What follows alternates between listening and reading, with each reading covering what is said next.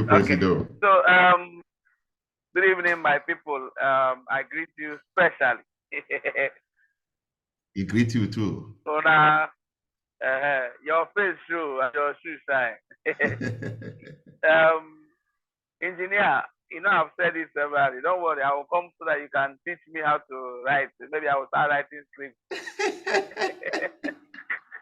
Is that right? I want to learn We'll how learn to together. write. So that I learn how to write. Before you Okay, I personally want to congratulate you and your madam. Will you laugh together? The laughing goes in the same direction. In fact, when I see the picture, I always want to learn how to smile that way, but you cannot fake it. Well done, eh? Well, for me, like you said, to answer the question. So I don't want us. We have already wasted time. We wanted to connect on time, but I don't know how many people are online now. Uche, how many people do you have online?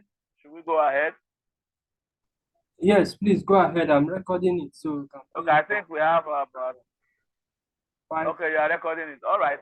Well, you see, like they say, this journey is. I believe there are people that are ahead of us, and there are people that are also coming behind. For me and my wife, I think we have a story, and that story dated way back, like I said, way back 14 years ago, because we are 14 years in marriage now. The only thing is that it's a journey of people who agree that they will work together. I keep telling people the first thing before you take this work, before they used to say, when you get married, your freedom will go. This one will go. That one. I've not experienced any loss of freedom or any loss of interest, as the case may be. The only thing I say is, the moment I got married, I gave her all the rights. You see, the only thing that makes people fight in marriage is when the man decides to keep the right to himself. The woman will fight for the right. But if you give the woman the right, there's nothing to fight anymore. She will submit. It's as simple as that. So let her be the one on the driving seat. Let her suggestion be the first. But you are there as a buffer. You are offering the plan B. You are always the one, doing dotting the I's and the C's. Women, the way they are, they work with what their emotions tell them. Accept it, and let it be going. But meanwhile, make sure you have your plan B to cushion the hit of her failing, so that when she falls, it will not be as if she has fallen. Even you know that she has fallen, but you will not make it look like she has fallen. A lot of people, what they do is that they shift and let their wife fall. And then when she falls, then you now say, Shebi, I told you it's not like that. Now you have fallen. Have you seen it? So, but when you are there to cushion the effect of the fall, she knows by herself that she has fallen. You are not the one that will say it. But the situation is remedied because you are there as a shock absorber to absorb that shock. So, like both of us, like I always tell people, I married my wife while on clutches. The first time we met, she wasn't born like that, but she had an accident. And the accident was so fatal that even some doctors said that she might not be able to walk again. But later, with the support of clutches, she was able to walk. So it was while on the clutches I came and I said, babe, I want to marry you. There was nothing because we were working together in the same company then. She was in production. Me, I was the floor manager, but I was really observing. So I saw what I wanted. Like I always tell people, the first thing to do is carry out your compatibility test. That compatibility test has nothing to do with what you have, where you are coming from or anything. It has to do with that same biblical principle that says, can two work together except they agree? You see, that's where people get it all wrong. There must be a point of agreement between both of you on certain issues. For example, she wasn't the one I wanted to marry. I had somebody then but I tried not to double date. There was no double dating because I knew what I wanted. Even when I told my people I wanted to get married, people were saying, maybe you wait until you get all the money. My salary then was 34,000 naira when I said I want to marry. So you can imagine how some people think you are mad. Because at the point, come to check outside. So at the point I told my sisters that I want to marry, they were like, what do you have? You know, when I said our story, anybody. So when I told them I wanted to get married, they said I was insane. Because at that point in time, I had no house. I was living with my sister. And I came up with the plan of getting married. So everyone was like, you know, but why did I do that? While growing up, in fact, after university, I told myself that I don't want to live alone without my wife. That any house I am entering into, I'm going to enter with my wife. So that is what I told God, and that was the prayer I made. So from there, I said, why? So at that point in time, I said, okay, I want to get married, and then I told her, she too, seeing that I don't have anything. Even till today now, I'll ask her, sometimes I'll call her and say, do you know you are not serious in life? She now say, well, I say, you married a man that doesn't have anything. And yet, and yet, you're not ashamed of yourself, you know? Because then, there was nothing. When I mean nothing, you know? So, but the truth of the matter is that when I asked her that I want to marry you, what do you say? She said, well, as long as I've seen you, you have the ability to work, you are not lazy, meaning that it's only a matter of time. You say, no problem, I'm ready. So that was, at that point, I knew that, okay, this person has come to build. Because what we have these days are people who don't want to build, want to come into a place that has already been built. People who have an idea of what they think marriage is. Nobody wants to go through the three mysteries of marriage. No, there are three mysteries of marriage. You have the joyful, you have the sorrowful, and you have the glorious. But people don't understand. The joyful is very short. Very, very short. At that point, they are saying, I love you, he's carrying you up and down. And then the next thing, you could use that love to marry. Then she's pregnant, your joy is crowned, and the next thing, the moment she gives birth, the sorrowful starts. Because the sorrowful starts from that point. You start taking care of baby, your finances, and it's very long because it will carry you up to like 20-something years before your children will start probably to give back to you. That's when you enter the glorious. From after you enter that life, which is now you are old, both of you are coming back together again. The children have grown, they have left you. It's now both of you. That is if God has kept you alive at that point. But so people are asking what's that in our marriage. Like I said, I married a friend. So the first thing is because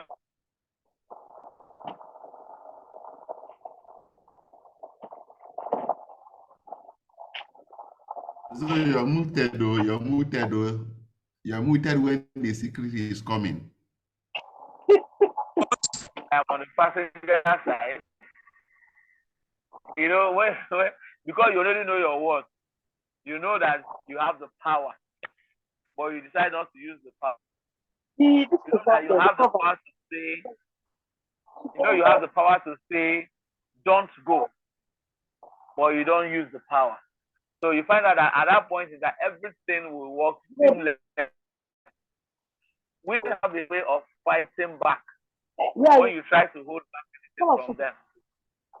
But now when you give them all the things that they are supposed to fight for, they will see that there's no need to fight again. So the next thing, you are now the man. So they'll start singing your praises everywhere you go. My husband, my husband, my husband. Then you use that energy to now concentrate on making more money for the family rather than fighting for who is in charge, who is the head, and all that.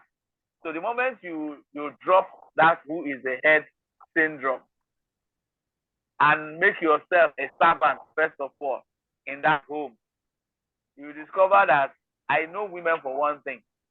The moment that is done, she automatically submits to you. She will not do anything without your consent. She will not do anything without consulting you. In fact, she will lose that essence of gathering for herself. She will not gather for both of you. So that has always been the secret. We practically discuss about everything. She knows my friend, I knows her friend. So the moment I entered, because I ask people, what's the essence of getting married? You know, the essence of getting married is actually to have a companion, build a home. And your home should be a home after all the stress outside, after all the wahala outside, after your boss have insulted you, after all the anger in the office. Your home should be like a solace, a safe hiding place for you. So you have to make it in such a way that as soon as office is closing, you are eager to go home. You know you are going home to report to somebody what they have done to you in the office. When you come home, you just report that this is what happened today. This, that. When you report, you not say, hey, yeah, okay, sorry, don't worry. It shall be well. It's okay. And the moment you get that consolation, everything I've done to you outside will vanish. You won't even remember it again. I tell people, first of all, decide how you want your home to be. Remember, your home is your embassy. Whoever you give visa to enter your embassy, that person will enter. So if you decide to give everybody visa to enter, then everybody will enter. That is why you see some people when they apply for a visa, some will be given, some will be denied. That is how a home should be. The moment you enter, even your own people need a visa to come to your house. Because the truth of the matter people don't understand is that the moment you marry, you have given your life to your wife. Because she cooks your meal. She serves you everything, both in and out. So the moment you marry, everything is in her hands.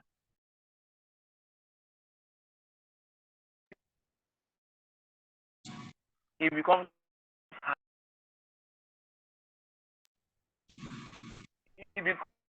her own house. It's not yours anymore. So even if anybody wants to come, because you married a virtuous woman, a woman who understands you, because you have done your compatibility test, you have passed that stage, both of you have an understanding. She will not refuse a genuine visitor from coming to your house. She will not refuse even your own people who are genuine from coming to the house. But you should know that you can't bring two adults, put them in the same house, and you expect them not to have friction. So that's why I said, help your family, help your sisters, help your brothers, but let them be where they are. If they must come to your house, it is only for a short while. And because it's a short while, the woman will not complain much. Because when she wants to complain, you will come in and say, Auntie, brother, you know, she's staying for just 1 week. So that just 1 week, her psychology and everything will confirm 1 week. Because of that, she will adjust whatever she's doing and wait for that 1 week to be over. Once that 1 week is over, the house come back to both of you. So we have come to that point where we see ourselves as mates, and we see ourselves as, not that offenses don't come. Let's not get it twisted. Forget what you see outside. Offenses come. In fact, it comes with. But the thing is that your ability to handle it. Major problem men have is their ego. The moment you can kill your ego, let your ego die. Immediately your ego dies, you find out that those things you call problem will no longer be problem. But when you see a man coming in and he's dragging, do you know, why would I tell you not to go here and you will go? The wife tells you, I want to go to market. Then you have not even found out why she wants to go. The next thing, because you are the man, what comes out of your mind that you will not go to that market? Why does she want to go? You don't want to know. Don't go to that market. That's the authority, and you want to exact that authority. And you forget that she's also a human being. The moment you exert that authority, she will fight back. What happens? There is quarrel. There is war. But if he comes and says, I want to go to market, say, hey, well, okay. So that's nice. What do you want to go? But accept it first of all. Then you now begin to say, okay, which market do you want to go to? She will give you. You now tell her, you know that road is like this, it's like that, it's like this.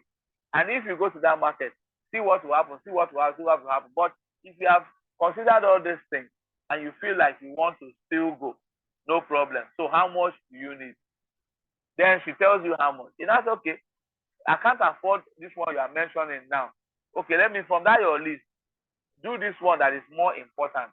Maybe probably by next month, I should be able to have something. Then we can now accomplish it. There should be a negotiation. It's a negotiation.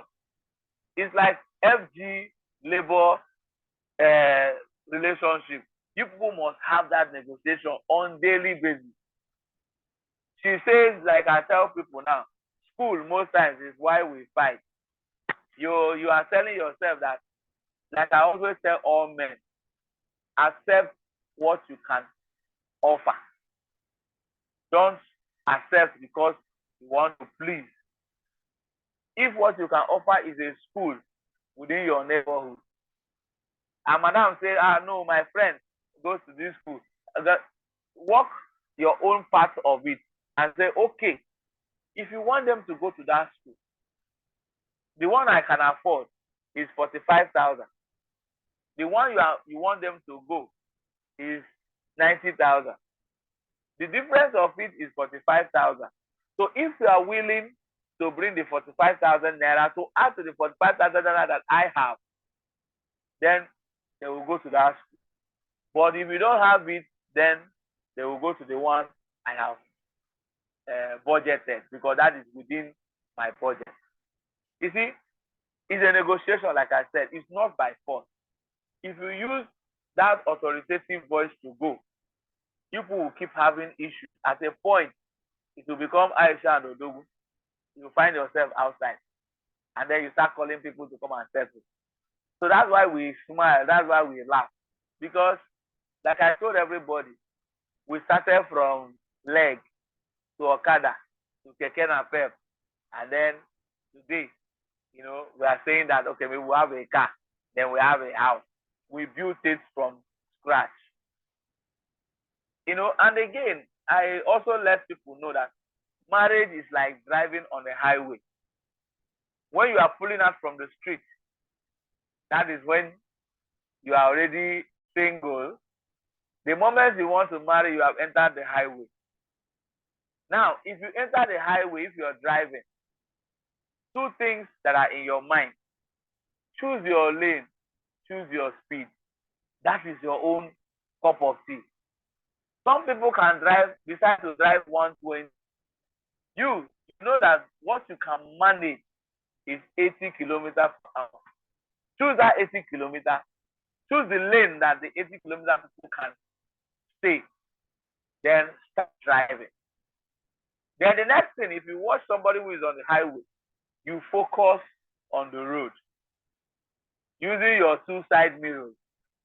anytime you take your eyes away from that your own lane and try to look on the other lane, you are bound to crash. The next thing, you have a fatal accident.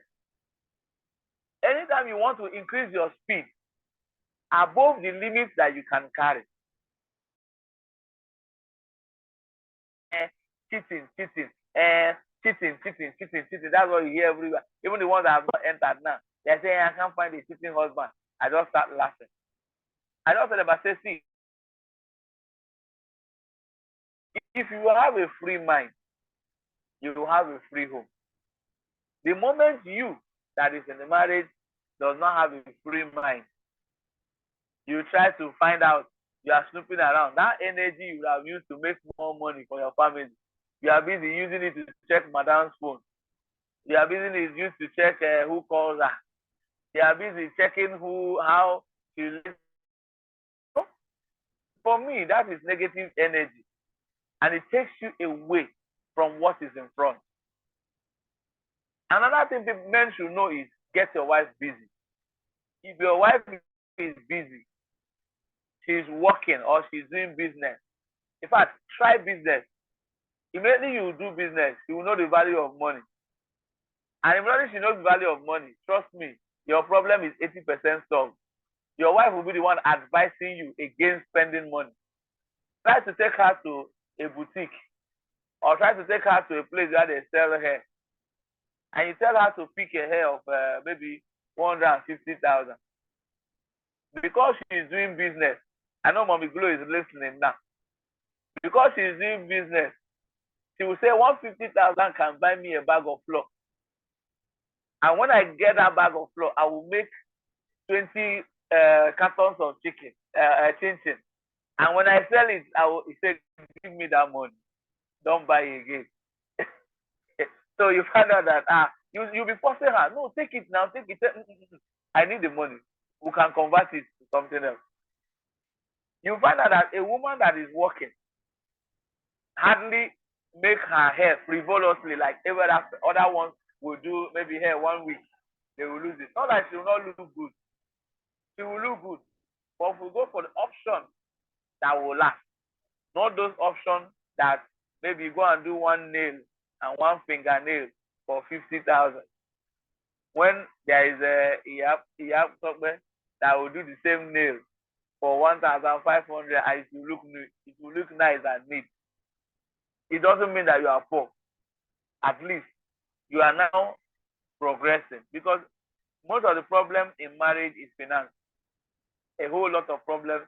The major thing is finance. Anytime your finance can no longer hold your expenses, what you are bringing in cannot cover for what you are spending, there's bound to be, even you as a man, you will not like yourself. The next thing you begin to get angry. The slightest thing provoke you. Small thing in the house that usually you will laugh over will provoke you.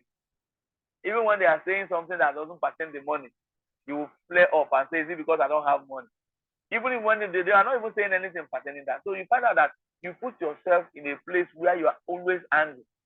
And because you are angry, you cannot be able to give out that smile that your family needs. Your children should see you and see smile. And when they see you and see smile, they will drop their own worry. They know that daddy is trying. Your wife should be able to look at you, because what women do is that they look at their husband. So they want to derive strength from the husband. Now, when you look at your husband, and your husband is always angry. If he's coming in, he's angry. Any small thing, anger. Any small thing, anger. The woman automatically will start getting lean. And it will start affecting her. So that's why I say, as much as we can, in this our marriage room, choose your lane, choose your speed. Do that which you are comfortable with. And then pray to God. You see, like today's reading in the church, when they were asking the way, they asked a question: how can we know the way to your mansion? How can we even know your mansion when we don't know the way? And he says, I am the way, the truth, and the life. So what it means that Jesus is in the forefront. God is in the forefront. There's no man that can be able to be steadfast and faithful to his family without God, whether we like it or not. And that's why I tell people that love doesn't keep marriage. Because men love every day. In fact, we love woto. As you are passing along the road, you are loving. The only thing that keeps your marriage is that commitment. Who are you committed to? The major, because that commitment will draw you back. Anytime you see, because men walk by sight, anything we see, we want to covet. We want to collect. So, but because you are committed to somebody, and you have already taken it in your mind that you are committed to that person, it makes you now constantly remind yourself that, look, don't go there. There's one quotation that is I always guiding me. I say there's a way that seemeth right unto a man, but the end thereof is destruction. So if you have that at the back of your mind, you know that you are being faithful. It's not because of your wife. You are being faithful. It's not because of her or whatever. It's because of yourself. Because when you go, it is you that will collect the whatever the consequences is. It's either when you go, you either get punched or you come back bruised. So the woman, you think you are doing the woman. It's not the woman.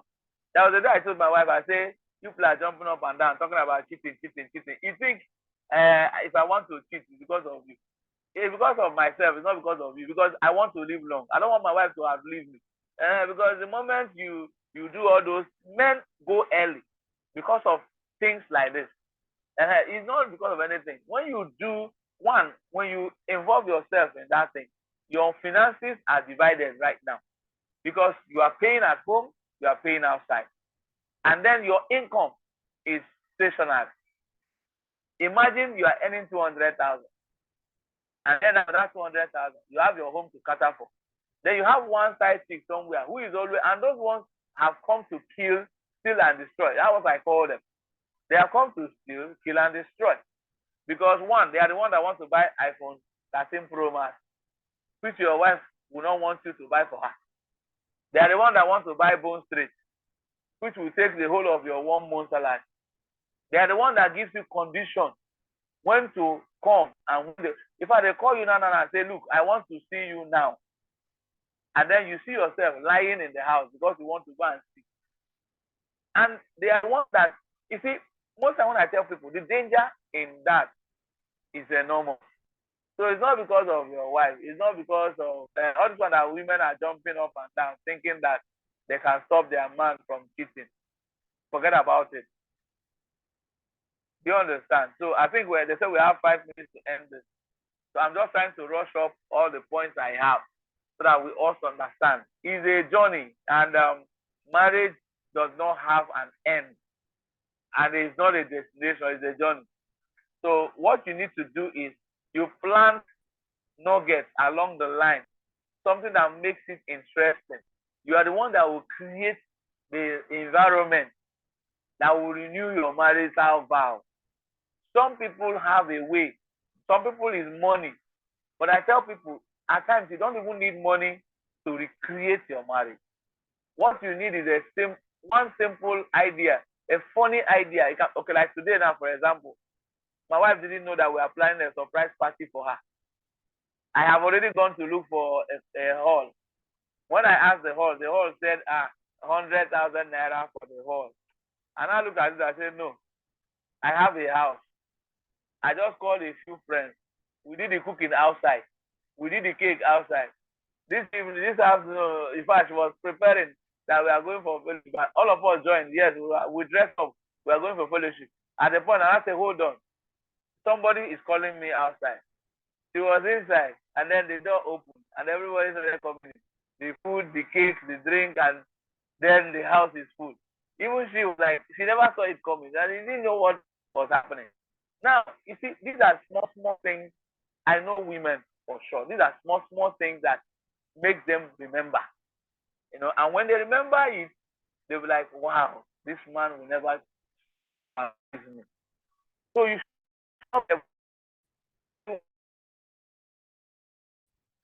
you put up that wow factor that makes her look like, wow, so this can still happen.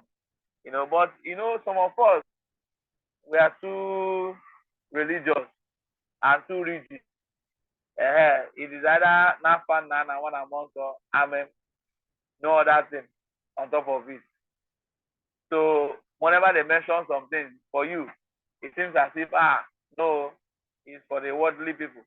Meanwhile, you are in the world. So but just that some places you can't see yourself going, but you can recreate even if it's in your house. At times I tell my children, I'm the one that will cook in the kitchen. I will enter, I'll tie my apron, I'll make the meal and bring it out. They will eat and say, daddy, your food is sweeter than mommy. I say, don't let mommy hear. You see? So those are the kind of things. So Saturday, they know that it's daddy's turn to cook today.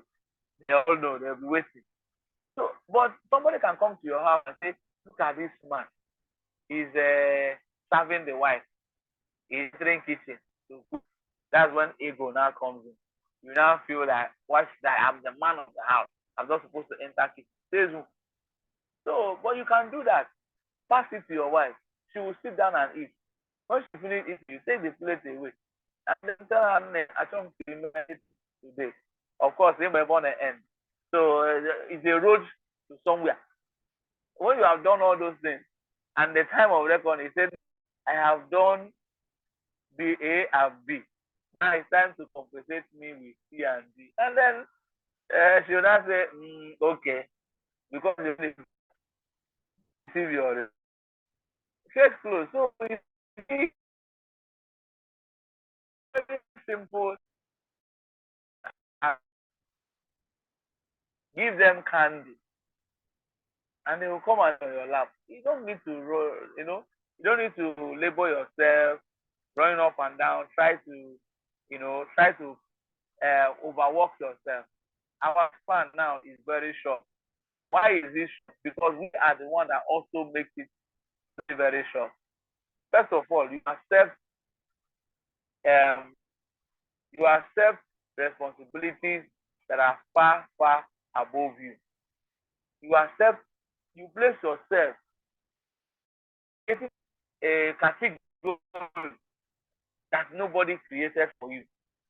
I was telling somebody, I said, it's only on earth that there is first class, there is economy class. I don't think in heaven they have first class. I don't think in heaven they have economy class. So it's only man that created that environment because they want to discriminate. So you can decide not to belong to any class, to be your own class. Now, before you know it, people will start copying that your own class, and it become a class for other people to follow. But the moment you want to label, I want to wear Louis Vuitton, I want to wear Versace, I want to wear this one, make your own shirt and call it your own name.